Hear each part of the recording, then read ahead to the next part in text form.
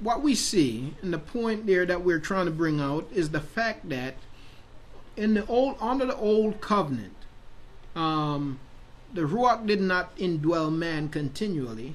Yah would put it upon specific people at specific times for specific purposes. And so because you did not have the continual indwelling Ruach HaKadosh, set apart spirit, then the people needed something to remind them of Yah and to remind them of his Torah. Why? Because the heart is desperately wicked above all things, okay, and deceitful. Who can understand it? So they need something to keep their hearts in check. Okay, so Tzitzit was given. Alright, but again, the problem with Tzitzit was that it served as a reminder, but it lacked power. Okay, so Yah decided later to send the Ruach to indwell us.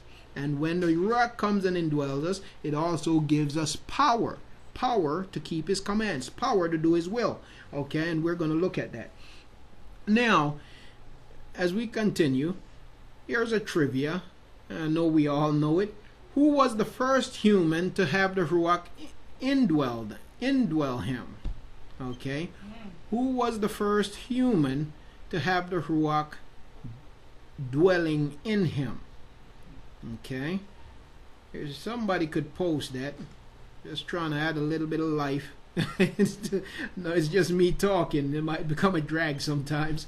But who was the first human to have the Ruach dwelling in him?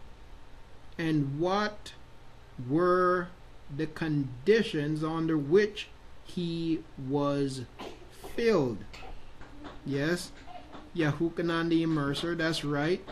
What were the conditions under which he was filled? Thank you. He was filled in the womb.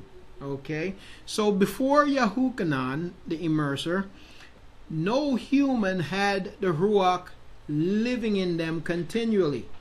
Okay, Yahuchanan was the first human to be filled with the Ruach that would stay with him, abide with him continually, and he was filled from the womb. No other human, of course, other than Yahusha himself, who is Yah manifested in the flesh, which is also the Ruach, okay, but not a human have been filled in the womb, okay, but he was the first human. He recognized the Messiah while he was in the womb, and so was the Messiah. Absolutely. The scriptures tells us that that while he was in Mariam's belly, when Mariam and Elizabeth came together, that the babies leaped in their womb. That was Ruach recognizing Ruach, one carrier of the Ruach recognizing another. Okay, praise Yah. Now, absolutely is a quote. Yahuchanan the Immerser was the first human to be filled with the Ruach. Now, the Ruach after Yahusha's resurrection. Alright? The Ruach after Yahusha's resurrection. So, prior to Yahusha's death and resurrection, the only human that ever had the Ruach living in them permanently was Yahuchanan the Immerser. Okay? Now, Yahusha had to die to usher in the new covenant. He had to die and be resurrected to usher in the new covenant. Okay? And what was the seal of the new covenant? The seal of the new covenant was the giving of the Ruach. Okay? So, under the old covenant had two seals. Circumcision in the flesh and Tzitzit. Okay, so they had to be circumcised in the flesh, and they had to wear Tzitzit throughout all their generations. Okay, now what does all their generations then mean? Throughout all their generation then, having a contextual understanding of the scriptures, lets us know that throughout all their generations is speaking about the generation up until Yahusha's coming. throughout all their generations is referring to the generations up until Yahusha's ushering in of the renewed covenant, or of the new covenant. Okay? Throughout all their generations, or forever, the same word that is translated forever within that context means throughout all generations up until Yahusha's ushering in of the new covenant. Okay? So forever in that context has a limit. Okay? It deals with the generations up until Yahusha ushers in the new covenant. So the old covenant had two seals: circumcision in the flesh and Tzitzit. The new covenant also has those seals, but it is embodied in the one Yahusha. Okay, so now we still have circumcision, but it is circumcision of the heart. We still have Tzitzit, but Tzitzit is fulfilled in the Ruach dwelling in us. And the Ruach now becomes our reminder. Okay, and we're going to see this clearly from the scriptures. So we're gonna continue. After Yahusha's resurrection, we see that in Acts chapter 1 through chapter 2.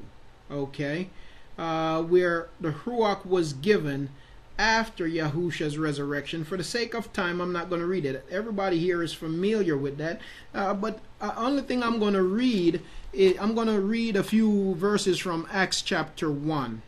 I might have to read the entire chapter, but I am going to read Acts chapter 1, because I mentioned to you earlier that under the old covenant, Tzitzit served as a reminder, but it had no power. It could not and did not empower the people. It reminded them of Yah and reminded them of his instructions, but it did not empower them to keep them.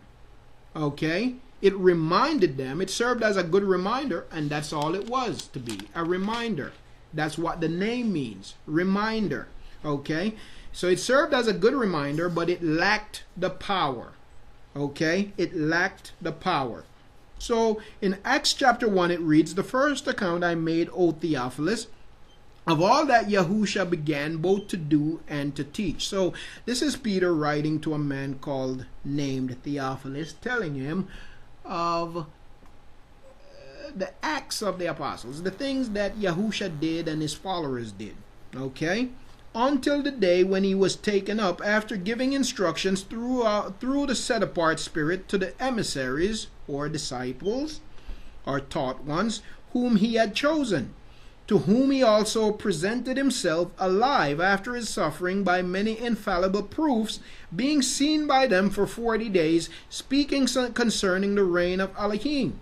And meeting with them, he commanded them not to leave Jerusalem, but to wait for the promise of the Father, which you have heard from me. Okay? So they were to wait for the promise of the Father. And the promise of the Father was embodied in Tzitzit. Okay? So when they had come together, they asked him, saying, "Master, would you at this time restore the reign of Yasharal?" And he said to them, "It is not for you to know times or seasons which the Father has put in his own authority, but you shall receive power when the set-apart Spirit has come upon you, and you shall be my witnesses." So you shall receive power. Okay? They lacked power, having Tzitzit, but now when the Spirit comes upon them, they will receive power. You shall receive power when the set-apart Spirit has come upon you, and you shall be my witnesses in Jerusalem and in all Yehuda and Shamaran and the ends of the earth. And having said this, while they were looking on, he was taken up, and the cloud hid him from their sight. Okay, so, and we could continue to read, but we know the rest of the story, that the Spirit was given. And the purpose of the Spirit, we're going to look at that, see precisely what the scripture says. We know so far that it was to empower them. And the reason why they needed the Ruach to empower them was because Tzitzit in itself served as a reminder, but it did not empower. Okay, and so it is that reason. Okay, it is that reason. So we see here that in chapter 2 you see that the Ruach was given.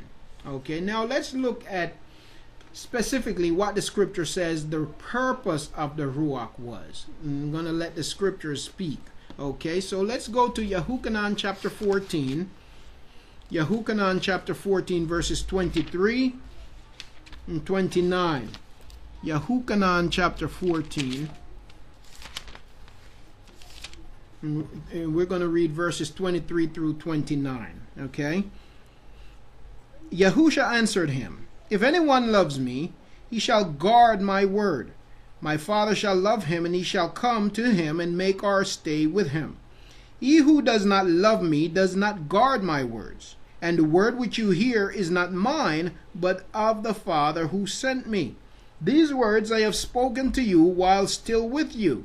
But the Helper, the set-apart Spirit, whom the Father shall send in my name, he shall teach you all and remind you of all that I said to you." Now, when we read in Yahuchanan chapter, still here in chapter 14, verse, beginning at verse 16, I believe, it shows us also that this Ruach is Yahuwah himself, which is Yahusha himself. So in this very chapter, it also shows us that. Okay, it said, and he calls it, "But the Helper, the set-apart Spirit, whom the Father shall send in my name, he shall teach you all and remind you," and that's what he means, in my name, and remind you. So the purpose of the Ruach is to teach us all things, to remind us of all things, to remind us of all things. Okay, the purpose of the Ruach, you see, fulfills Tzitzit. Teaches us all things, remind us of all things, but it goes beyond what Tzitzit does. Tzitzit simply serves as a reminder. The Ruach serves to remind, to help, to empower, to teach. Okay? So it's a better covenant.